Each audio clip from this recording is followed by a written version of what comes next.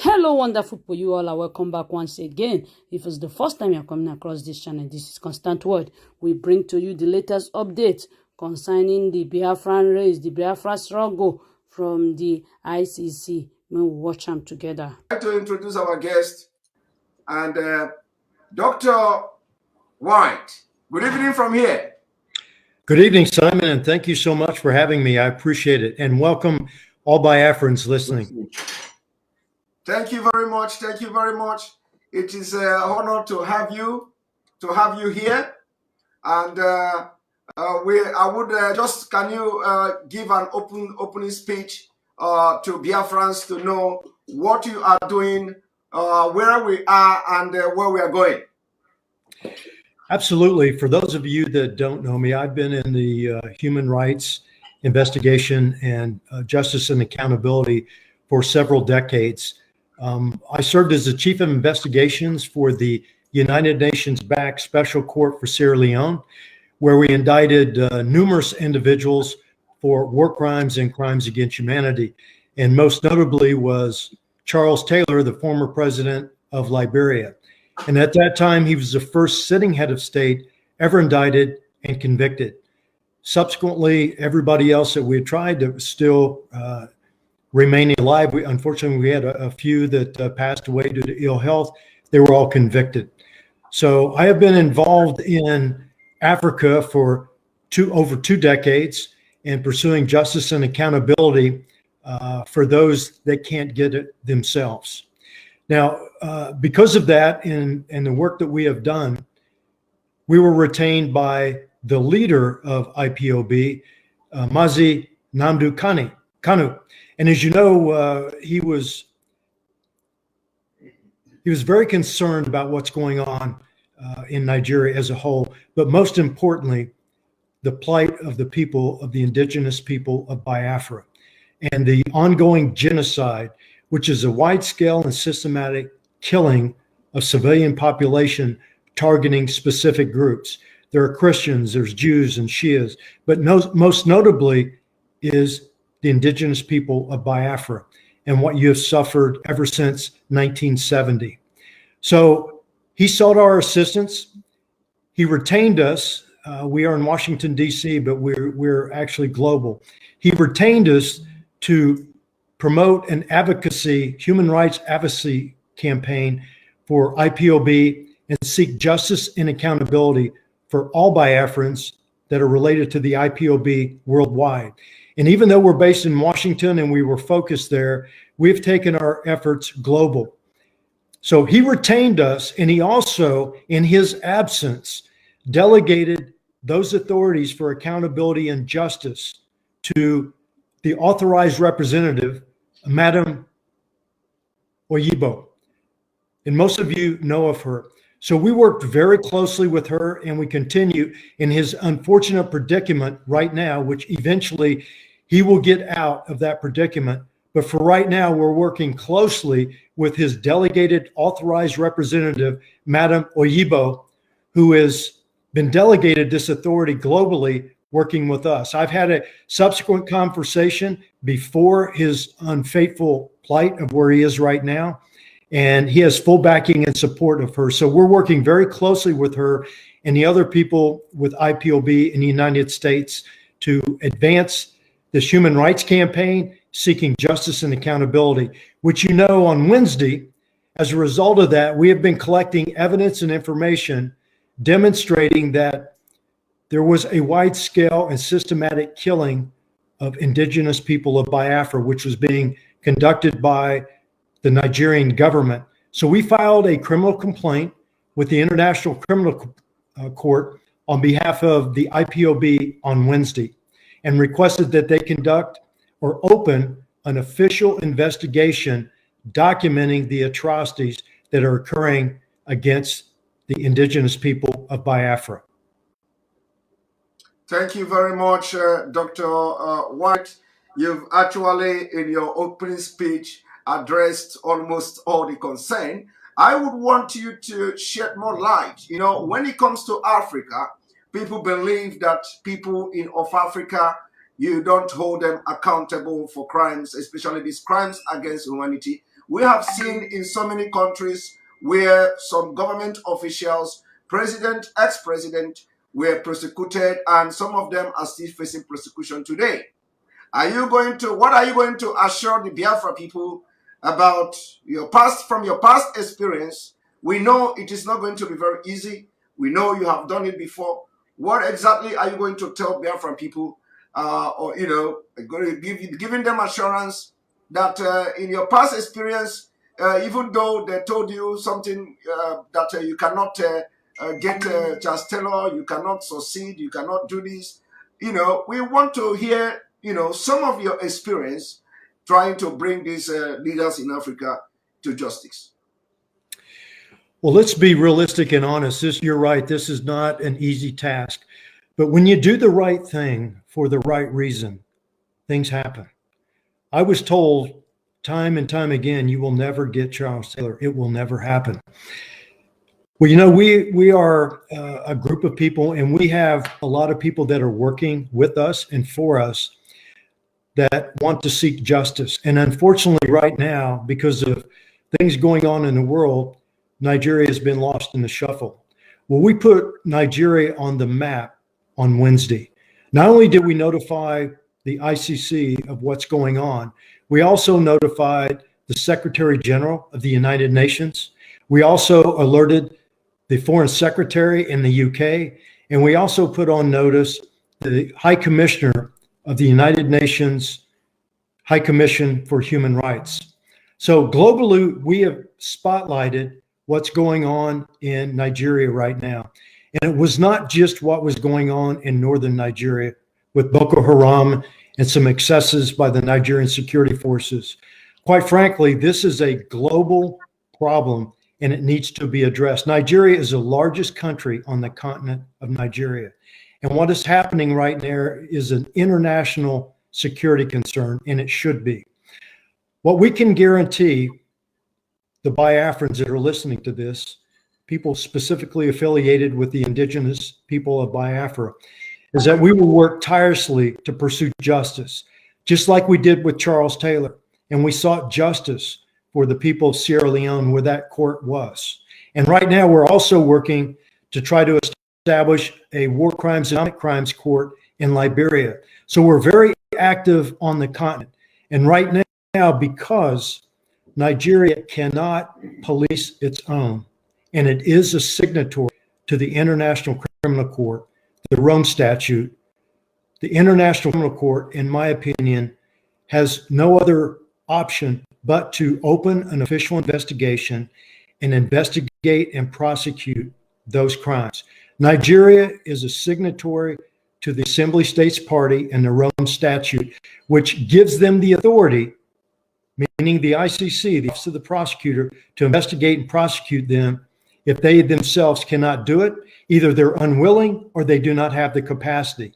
And as you know, in December of this year, there was a preliminary examination that confirmed that there are atrocities ongoing in Nigeria. So the next step is to request a formal investigation, authorization from the pretrial chambers to open up that investigation. We feel on Wednesday, we gave them sufficient information and evidence that would support and warrant the opening of a criminal investigation into what's going on in Nigeria.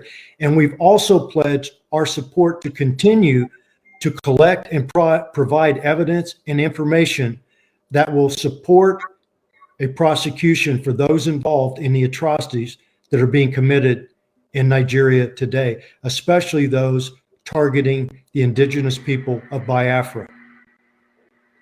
Thank you very much, Dr. White. You said something very, very important. You said this will be quite challenging, but when you do the right thing, at the right for the right purpose, things begin to happen.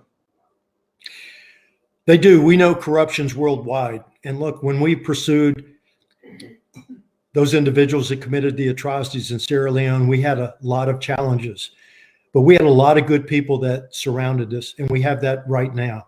And we fully intend to stay engaged. We know what needs to be done. We know what needs to be presented to court to be able to properly convict someone of the charges that have been led against them. So we believe we have the right team. We spent decades, and I've got 40 years of criminal investigative experience, and I've got over two decades of experience working on the continent in the bush. I lived and worked there. I didn't just work in Europe or from the US. I lived and worked in Africa, and I've traveled 38 countries on the continent. So I know the challenge, I know the difficulties, and it's not going to be easy, but with the right team, we can persevere and hold these people accountable. And we promise that we will stay engaged with the Criminal Court in seeking justice and accountability for the indigenous people of Biafra. Thank you very much. We may not have much time. I know that your schedule is very, very tight. Now you know that Nigeria have a very long history of human rights abuse. Genocide has been committed in Nigeria. Unfortunately, the International Criminal Court was not set up to prosecute the war crime against the Biafra people during the Biafra War.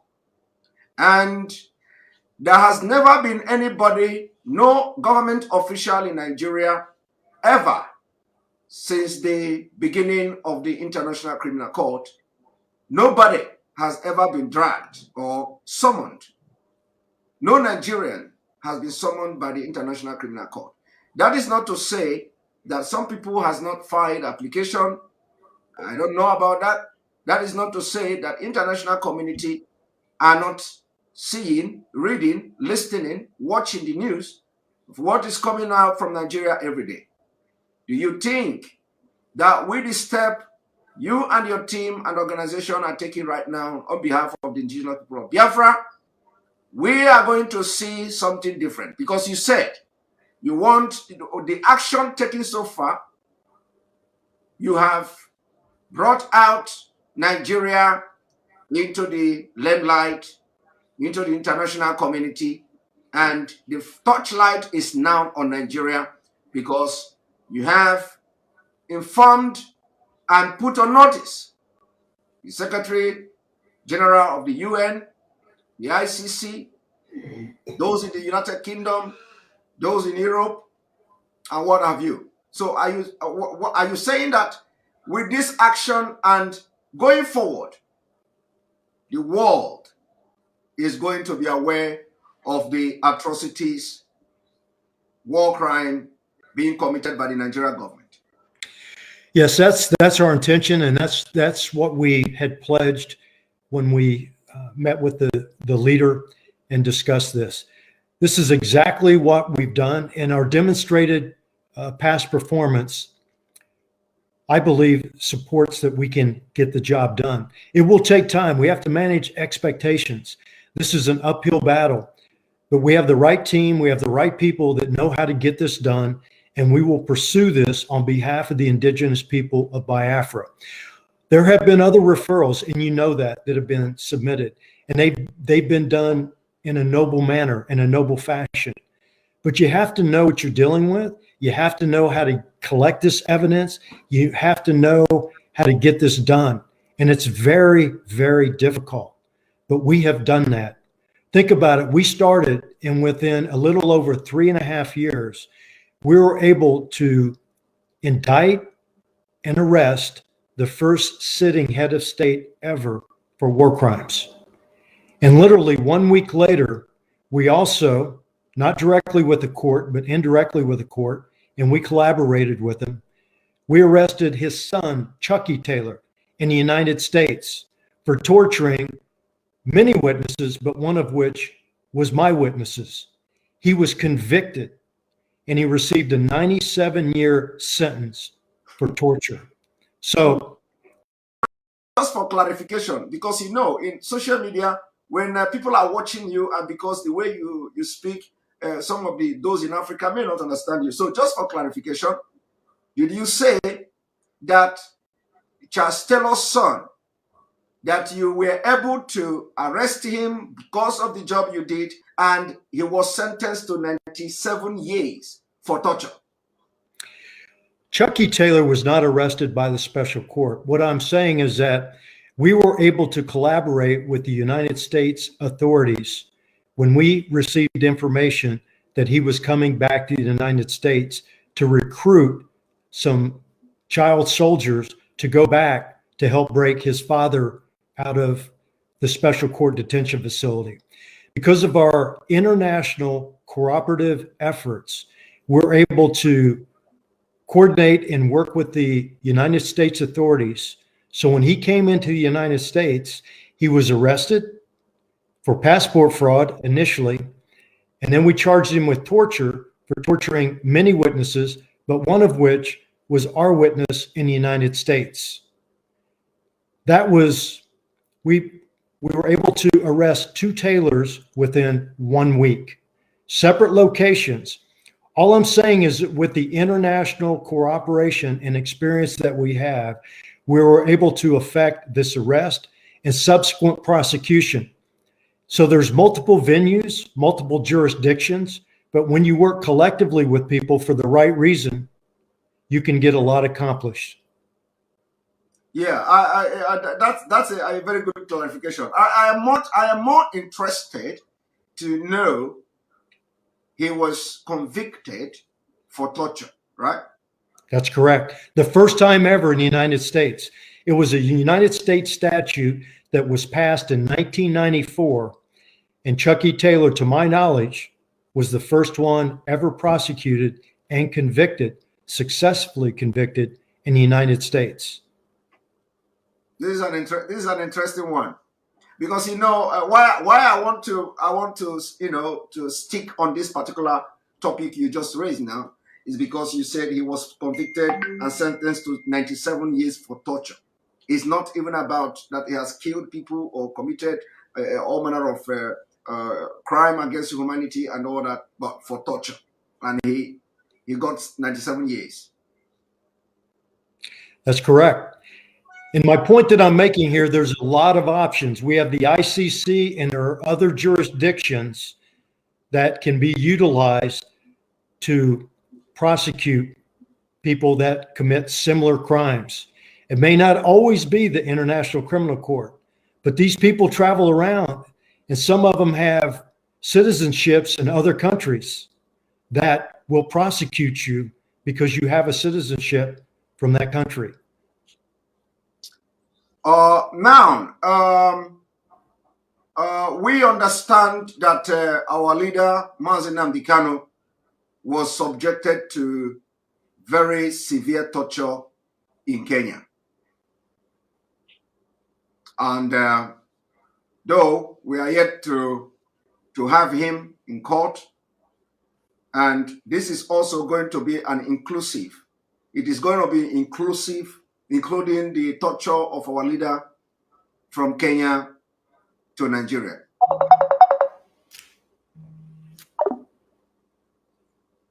Are we also seeking to address the torture from Kenya all the way to Nigeria?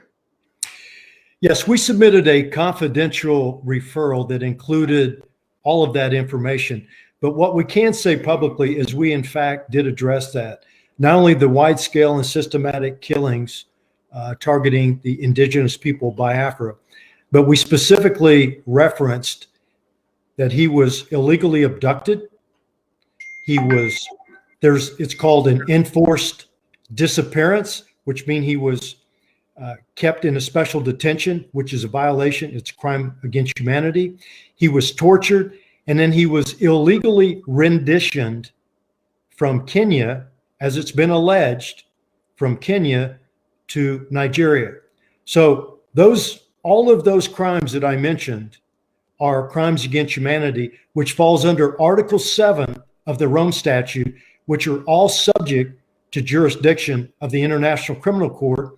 And if the OTP, Office of the Prosecutor, gets authority to open up the investigation, these are the specific charges that they will look into. Thank you. Thank you very much. I wouldn't want to take much of your time, but are you promising Biafrans that as time goes on, as we progress into this case, we'll be having, informing the Biafrans, because everybody, it seems, not to know what is going on and all that. So it will be very good to have this kind of information coming every now and then to know the progress, how we are progressing at the ICC. Yes, this is just a start. This isn't the end. It's a process. But what they need to know is that the process, at least in our efforts, has started. And we are fully committed, and we will continue to provide information to the ICC so that they can do their job, as well as other jurisdictions. We're not just limited to one jurisdiction. Thank you very much. Thank you very much. I really appreciate you. If you can give Biafra people your word, last speech before you leave here, so we can continue with the other program I have. I will be back, and thank you for having me. Thank you very much, Dr. Allen. I appreciate it. Thank you.